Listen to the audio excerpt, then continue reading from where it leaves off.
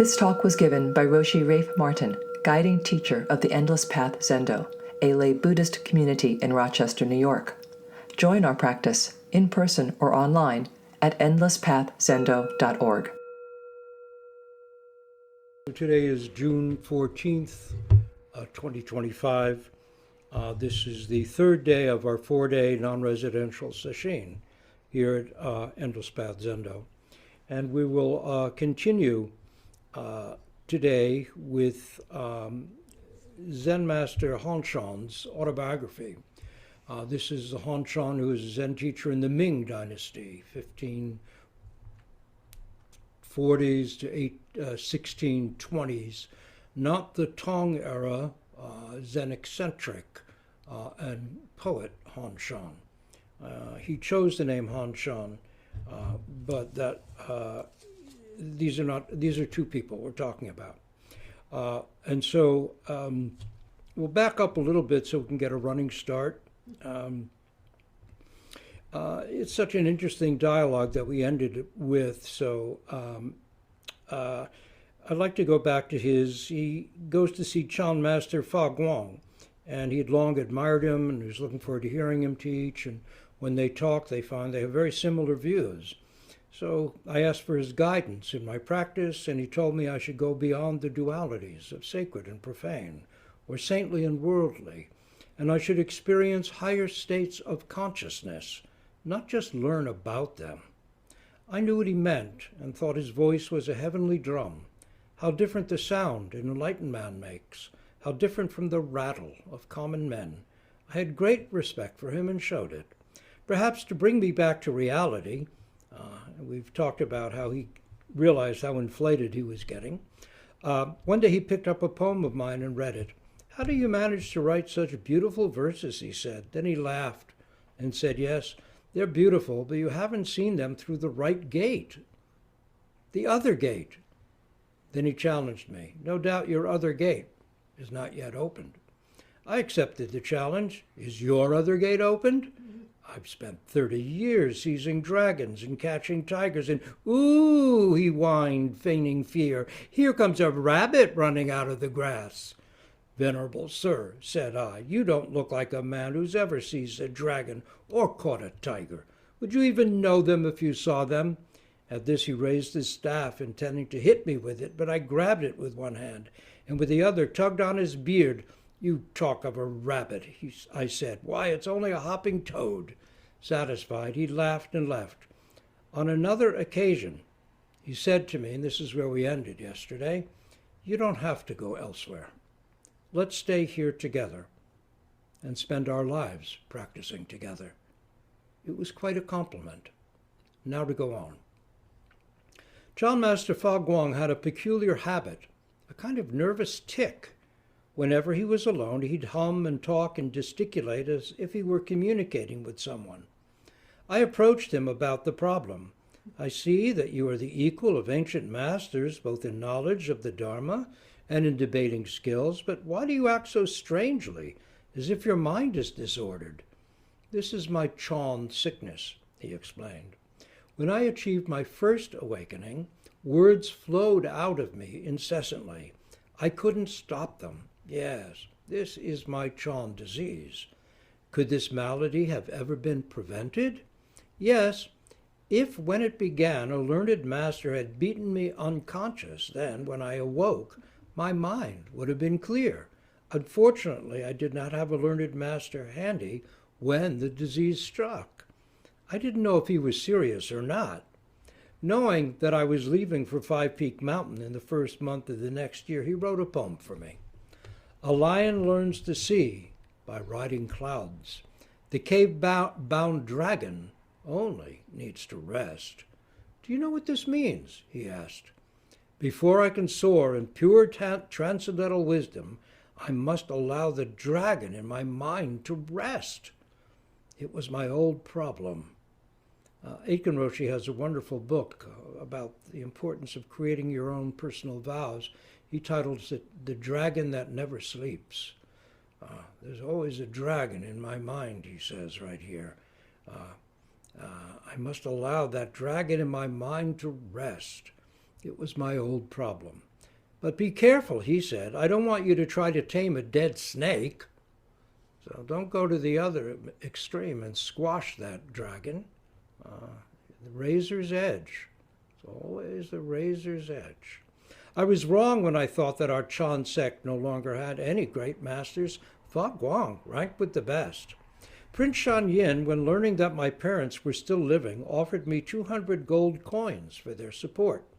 I knew they didn't need the money, and so I asked that he give it instead to Master Fa Guang, because I did not want to be in great indebtedness.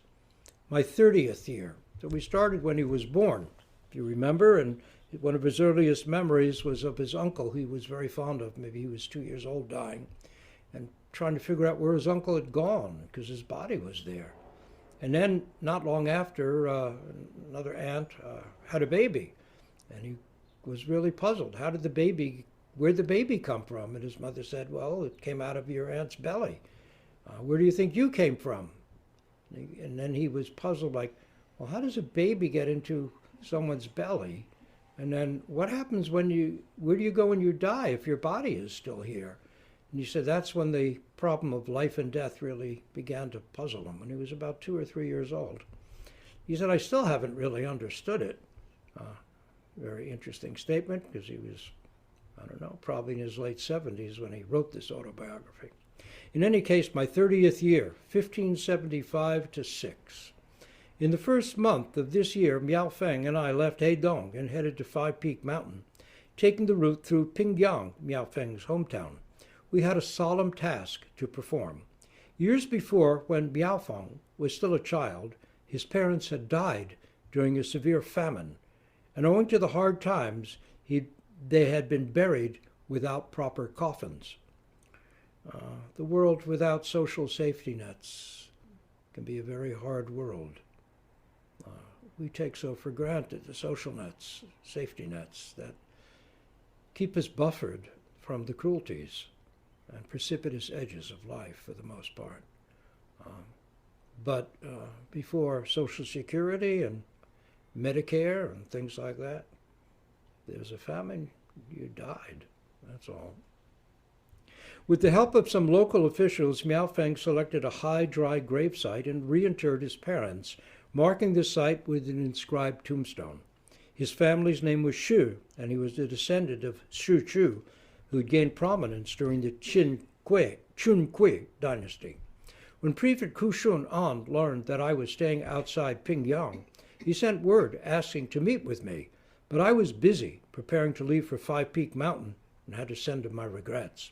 He responded by sending me travel passes on which I could hire a cart and men on the trip. But this, too, I had to decline. I knew he'd understand when I explained that my faithful straw sandals were still doing their job. Remember yesterday, he decides, in most cases, to take the hard road, not the easy one.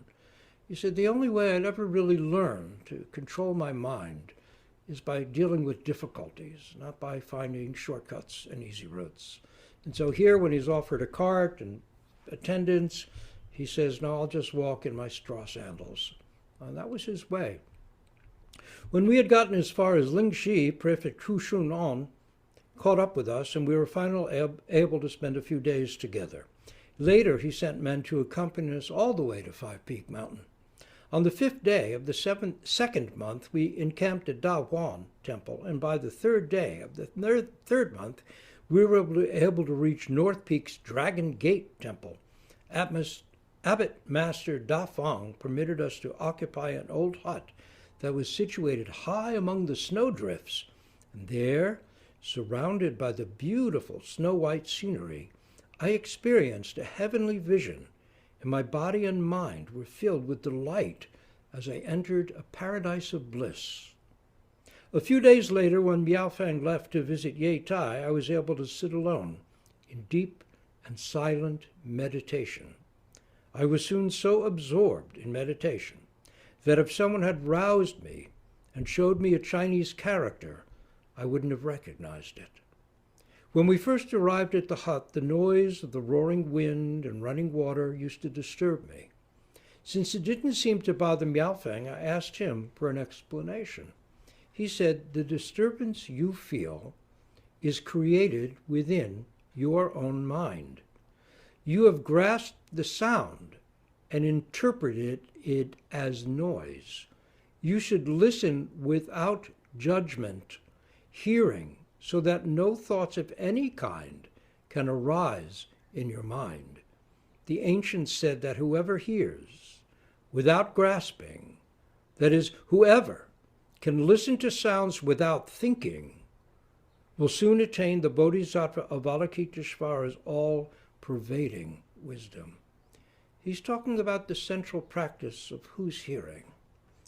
This is something that Aitken Roshi insisted be part of our curriculum, and all students in Diamond Sangha and all students who work with me eventually, at some point or other, take that up if they're doing koan practice. Otherwise, it's kind of by choice if you'd like to do it and are doing breath practice. But it's such a central practice, and it persists throughout Buddhist tradition. It began with the Bodhisattva Avalokiteshvara at the time of the Buddha, who I think in the Shurangama Sutra or the Vimalakirti Sutra, when all the bodhisattvas talk about how they came to the realization of the non-dual, the Bodhisattva Avalokiteshvara says he attended to hearing. His practice was, who is hearing? So that's recommended throughout Buddhist, especially later on than Zen tradition, as a direct gateway to the practice of realization. Aitken Roshi told me when I was working on it that if you really want to understand the Buddhist teaching, it all lies in who is hearing. So here it is being recommended right here. Hoping to master this technique, I went to a wooden bridge every day and tried to listen to the water without thinking about it or anything else. At first, all I could hear was noise. My mind kept thinking. But after a little practice, my mind began to settle down. Then one day, when my thoughts had ceased to surge like the water, I became so immersed in the sound that I actually forgot myself. That's the ticket, isn't it? I actually forgot myself. That's the point, not coming up with a correct answer. The point is to be so absorbed in the question that you can forget yourself. If you remember Master Ikkya's nutshell version of Zen, when I tried to remember, I always forgot. But once I forgot, I never forget. When I tried to remember, I always forgot. What's my practice again? Oh yeah, who's hearing? Yeah, I've got to work on that. Yeah, who's hearing? But once I forgot myself completely, everything I was looking for was there. I never forget it. It's with me day and night. I can't even drive it away, like that ox at a certain point. So, at first, all I could hear was noise. My mind kept thinking. But after a little practice, my mind began to settle down. Then one day, when my thoughts had ceased to surge like the water, I became so immersed in the sound, I actually forgot myself. The noise and my existence were gone. Serenity enveloped my mind. After that, whenever I heard a sound that previously would have annoyed me, all I had to do was concentrate on that sound without mentally grasping at it, and I would be lulled into the same serene state. Every day I cooked rice and ate it with wild vegetables and porridge. Then, after the meal, I'd take a nice walk. But one day, while I was walking, I happened to stop and stand still. And in that blissful moment, I entered samadhi. Soon I ceased to be aware of anything except a great brightness, round and full, clean and still, like a huge round mirror. Mountains, rivers. The great earth itself appeared in the mirror. When I regained consciousness, I returned to the hut and noticed that the rice cooker was covered with dust. How long had I been in samadhi? I couldn't guess. I was living alone at the time and had no one to help me gauge the duration of this enlightenment experience. My Chan understanding had deepened. So he's 30 now, 30 years old. All my previous doubts had vanished, and my mind was wonderfully clear. Then in the lingering afterglow of the great brightness, I composed these lines. When the mind keeps tumbling, how can vision be anything but blurred? Stop the mind, even for a moment, and all becomes transparently clear. The moving mind is polishing mud bricks. In stillness, find the mirror. When the mind keeps tumbling, how can vision be anything but blurred? Stop the mind, even for a minute, and all becomes transparently clear. The moving mind is polishing mud bricks. In stillness, find the mirror. That summer, Zhi Lang came to visit me. He lasted only 2 nights in the hut. He left expressing sympathy for me over my miserable living quarters. I got busy and built myself a sturdy cabin for the winter. My 31st year, 1576-7. Since I had no one there to consult with about my enlightenment experience, I read the Shurangama Sutra, hoping to gain insight and verification. I had previously read the sutra, but I hadn't understood its main theme. Now, however, I absorbed its meaning effortlessly. As the months passed, my understanding deepened and expanded until I could grasp its profundity without a single doubt. When spring came, Master Liang Qi visited Five Peak Mountain and spent a few days with me. We talked and talked, happy to discover that we were of the same mind. What is that mind? That autumn, in the 7th month, Prefect Hsu came to see me. He had been transferred from Pingyang to Yingping.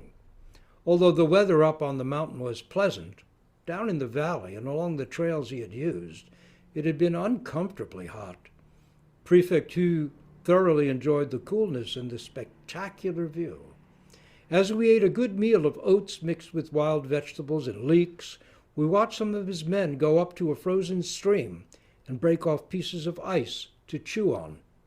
Then Prefect Hsu turned to me and said, "What a wonderful world you have here.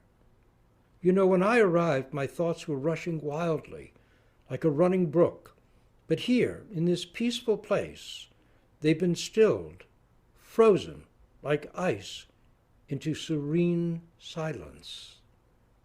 That winter, in the 10th month, the accusations were brought against Abbot Master Da Fang, and he was forced to stand trial in ecclesiastical court. Despite the obvious falsity of the charges, he was found guilty and was sentenced to leave the Sangha and return to lay life. At some point, we may read the autobiography of Hsu Yun, the truly great 20th century Chan master.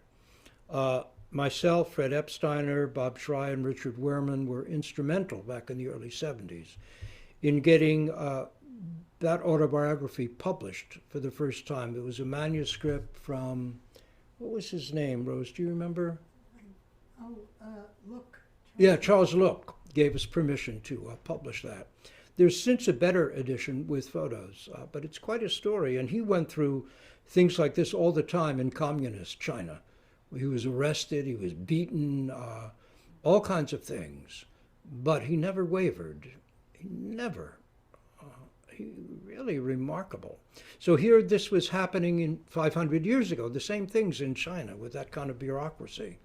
And power struggles between the Taoists, the Confucianists, the Buddhists, and political struggles in an empire, that is, with an emperor or king at the top.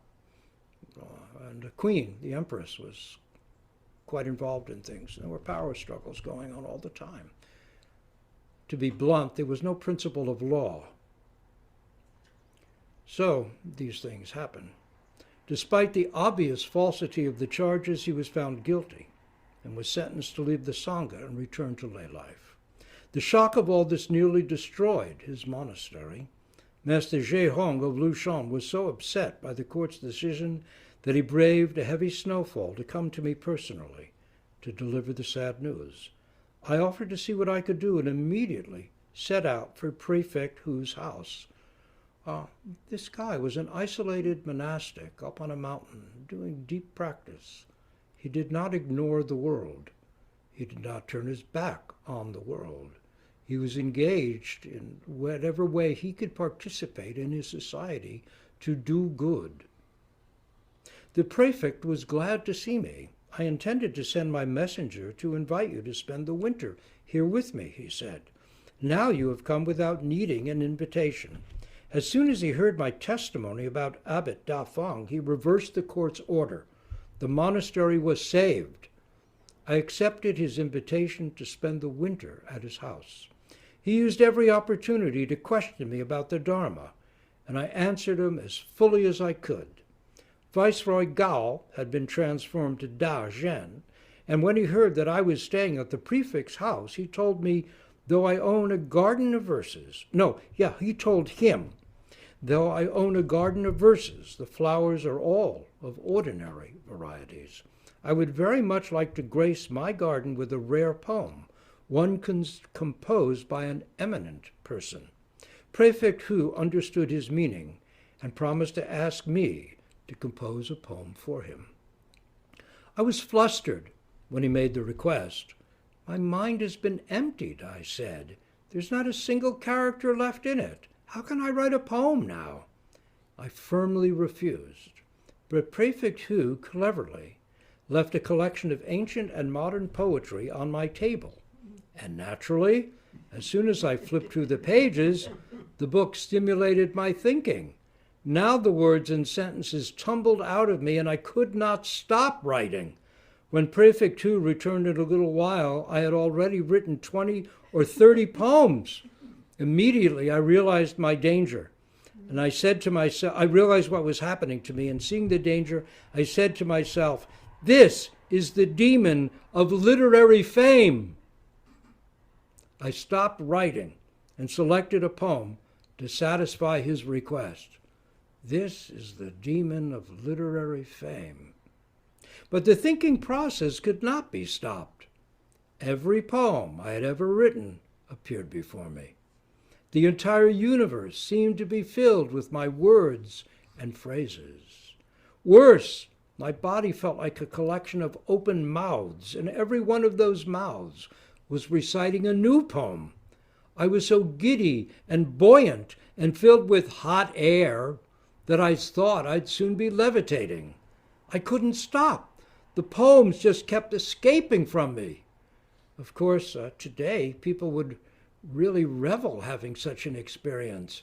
We'd spend days filling up notebooks with great poetry and feel like something terrific had finally happened to us. No, the demon of literary fame. The following day, when Prefect Hu accompanied Viceroy Gao to his home, I was left alone and could think about my experience. This was precisely the Chan sickness that Master Fa Guang had told me about. I had caught the disease and had no doctor to call. Maybe I can sleep it off, I thought. Then I closed the door and tried to sleep, but I was too restless. I sat up, and then, after a long while, I fell asleep right where I was sitting. Now, I really slept. For 5 days in a row, a servant boy came to my door and knocked, but he never got an answer. When Prefect Hu returned and heard about my failure to respond, he ordered his men to break into my room through the window. They found me wrapped in my robe, still sitting in the same place. He tried to wake me up using every trick he could think of, but his efforts were all in vain. I did not respond. You might remember the koan of Manjushri and the young woman in Samadhi. Manjushri, the great bodhisattva, tries to wake the young woman from her samadhi. He tries every trick he can think of, but he can't get her to do it. And then the bodhisattva of delusive wisdom, Momyo, who's said to be galaxies away, appears right there. And he snaps his fingers and she immediately wakes up out of her samadhi. Let's see what happens here. He tried to wake me up using every trick he could think of, but his efforts were all in vain. I did not respond. Suddenly, he remembered once having picked up a small musical instrument called a ching that was on the table of his Buddha shrine. He had asked me what it was for, and I had explained that in India, people used to wake up monks who had entered deep samadhi and couldn't be awakened by other means. He got the ching, and holding it close to my ear, began to strike it. Slowly, I awakened. When I finally opened my eyes, I didn't know where I was or how I got there. "This is your 5th day of sleep," the prefect said. I said, "It feels more like the first day of my life." It feels more like the first day of my life. I continued to look around as if I were in a dream. I could remember my days at the mountain and all my past journeys, and these events too, but they were all like dream images. My mind was empty of everything that I had once thought of as real. I experienced the serene clarity of vision as when rain ceases and the clouds disperse. Delighted with the perfect tranquility, I said to myself, in utter stillness, the bright light pervading all enfolds the great void. Worldly things, when looked at, are like illusions in a dream. The Buddha's words are true. When Yamada Roshi, when he was working with Yasutani Roshi, had his great enlightenment experience. He frightened his wife and son very much. He was lying in bed and he woke up. Everything became crystal clear to him. And he was smashing the bed, which is a tatami mat on the floor, not a Western bed, with his hands and feet, and he began shouting, "The Buddha and Bodhisattvas haven't deceived me. The Buddha and Bodhisattvas have not deceived me." So here's his poem. In utter stillness, the bright light, pervading all, enfolds the great void. Worldly things, when looked at, or when closely looked at, worldly things, when closely looked at, are like illusions in a dream. The Buddha's words are true. The Buddha's words are true. Before I left for my mountain cabin in the first months of the following year, I secured the prefect's help in preserving the trees on the mountain. I pleaded that if the merchants continued to chop down trees for commercial purposes, there soon wouldn't be any timber left for religious use. The prefect then wrote an order prohibiting the merchants from cutting down any more trees. Because of this, in the future, there was lumber available to build new monasteries. So, he was fully in the present, but he did not ignore the future. The 32nd year, 1577 to 8. In the spring, I left Yanmen to return to Five Peak Mountain. There I read Master Nan Yu's vows. His vows. The process of making vows has been an important part of Buddhism and of Zen since the very beginning. At the end of every formal period of Zazen, we make vows. You're making bodhisattva vows when you do great vows for all. You're taking on the vows of a bodhisattva. And in order to receive a Buddhist name and Rokksu here, we have a process of personalizing the 16 bodhisattva precepts. We have two kinds of jukai. One inherited from Kapla Roshi, which is a group jukai open to anyone. Open to anyone at all who's interested in upholding the precepts and is, I think our baseline was, and is practiced for here for that would be for the personal. Anyone could come to the open jukais, and we now will have 2 jukais a year. The one that we've always had at New Year's Eve, and now one in the summer. And so, in fact, next weekend will be our first of these newly placed jukais. It's open to everyone by Zoom or in person. We take the 16 Bodhisattva precepts. But in order to receive a Dharma name from me and a Raksu from me, you have to do an individual jukai, which is usually held at the end of a sesshin, where the student would personalize, specifically for them in their own life, how they would uphold the 16 Bodhisattva precepts, the 3 general resolutions, the 3 treasures, and then the 10 grave precepts. And then it's yours. These are the vows you will live by, and that's how you receive a Raksu here at Endless Path Zendo, and that I inherited from Aitken Roshi. So we do both forms. In any case, our next of the open jukais is next weekend, the weekend after sesshin. So in any case, there I read Nanyu's vows to deliver the spirits of his dead parents so that he could repay his great debt of gratitude to them. I began to think about the great debt of gratitude I owed my own parents. In fact, I could think of nothing else. My Dharma progress halted as my thoughts remained fixed on my parents. Every now and then it hits us, whatever difficulties we may have had with our parents. They brought us into this life. They opened a gateway for us to be this person, to practice, to take up our vows. And there were certainly moments where we felt their love and their concern and their sacrifice for our sake. Every now and then it hits us how much we owe everyone and everything just to be who we are in this very moment, with all our problems, with all our shortcomings, with all our issues.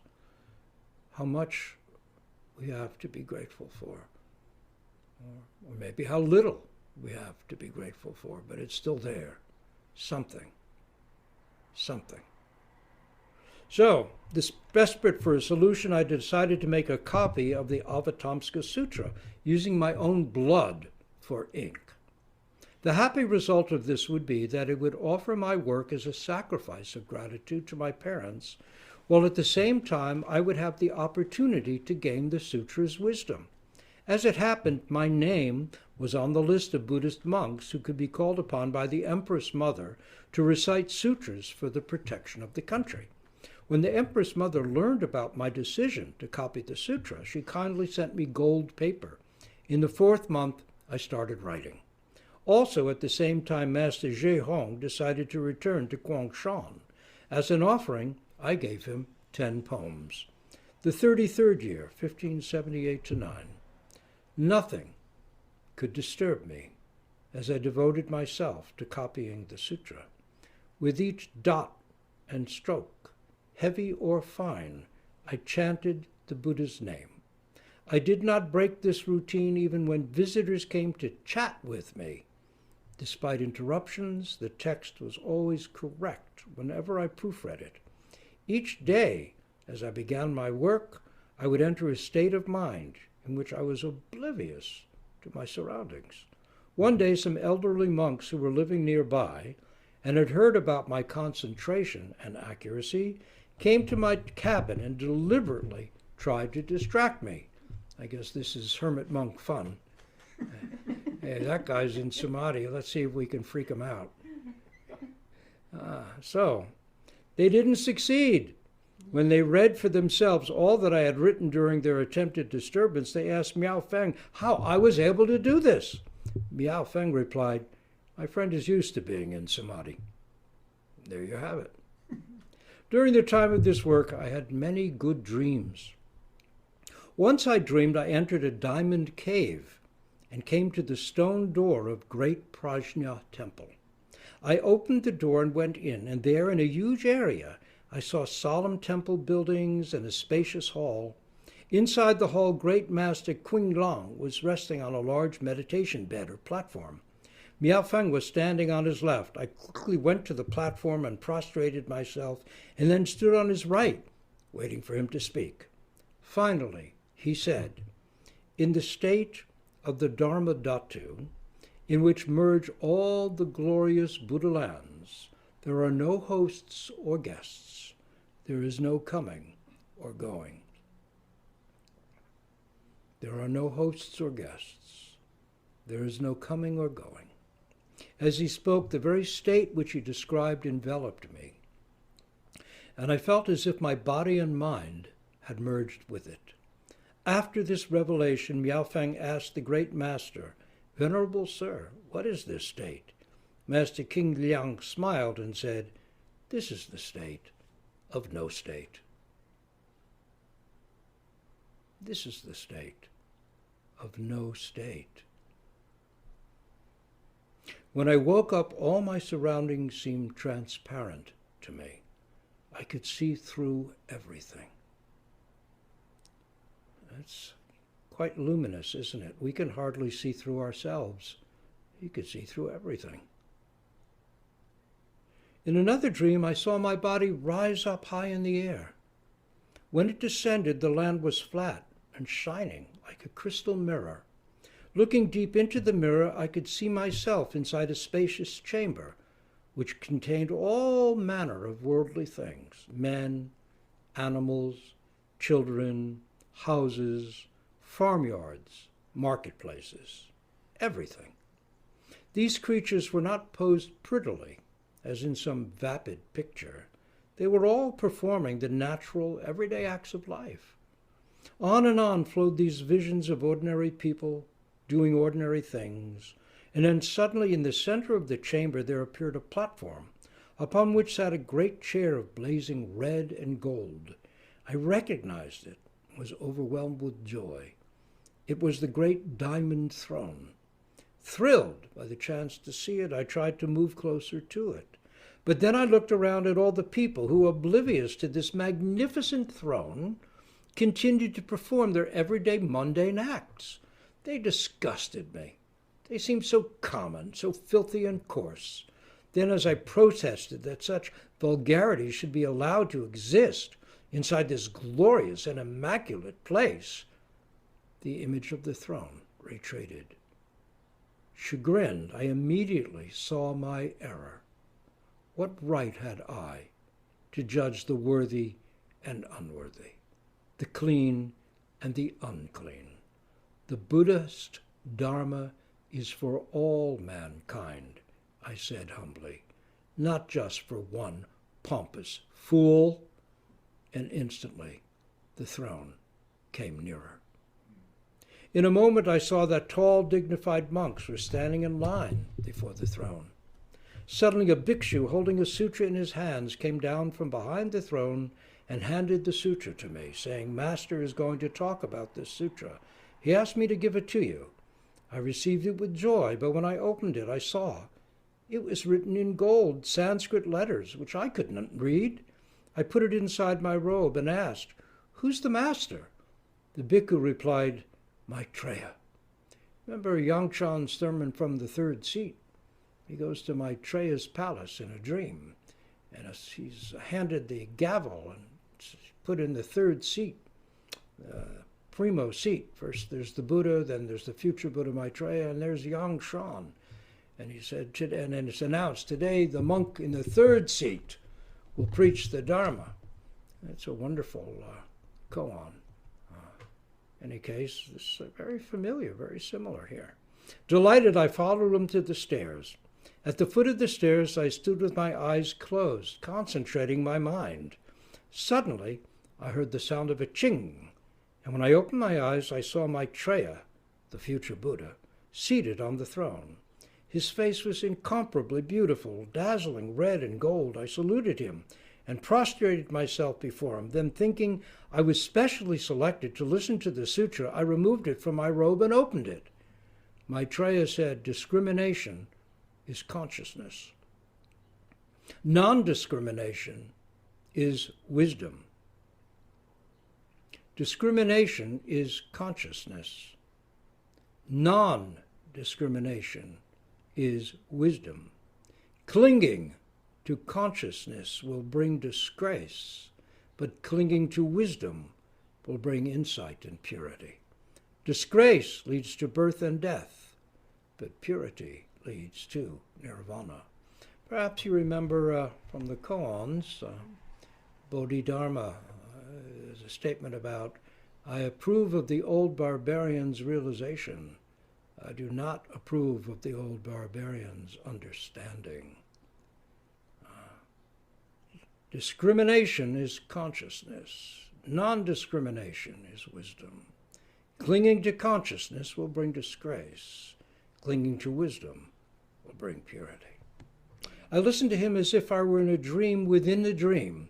In fact, that's the title of the Hanshan sermon from the third seat, The Dream Within a Dream.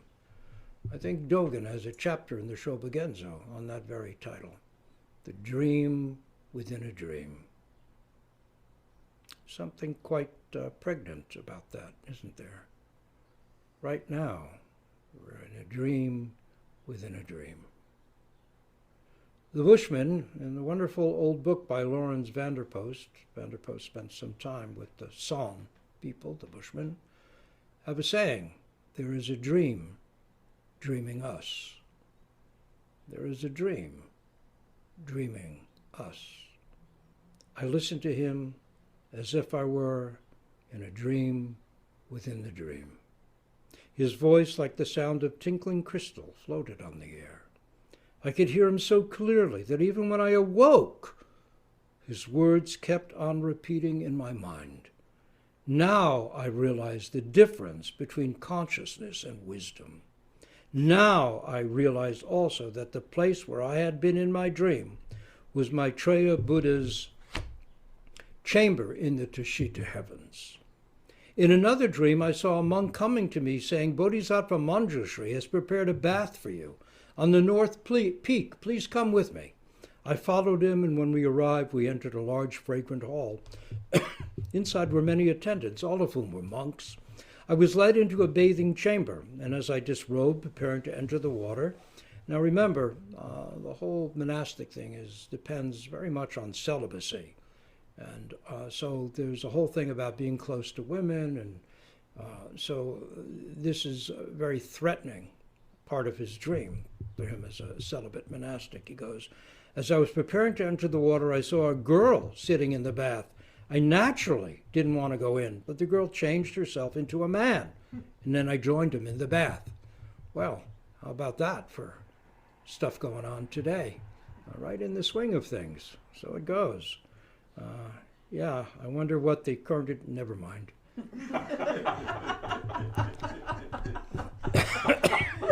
He began to pour water on my head. The water entered my head and washed away my insides. All my internal organs flowed out, and all that was left of me was a transparent cage. That's an interesting experience. Sometimes when you're really paying attention to your koan, your breath, really falling away into it completely. It's like your whole body, your senses, it's just a transparent shell. The world has stepped in. There's no boundary whatsoever.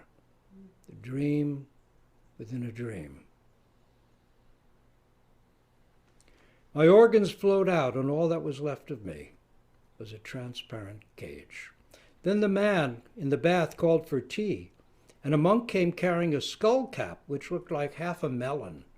When I looked at what was inside it, I was sickened by the sight of dripping brains and bone marrow. The monk picked up some of it and held it out for me to examine. He asked, "Is this not clean?" Then he put it into my mouth, and I swallowed it. As he continued feeding the contents of the skull to me, I realized that it tasted like honey. When only bloody water remained in the bottom of the skull, the man in the bath said, "Give that to him too." I took the skull and drank. It was delicious, but as the liquid went down, it began to ooze out all my pores. Then the monk began to massage my body harder and harder until he was pounding me like laundry on a rock. I woke up in a sweat, feeling that all of my internal organs had been washed clean.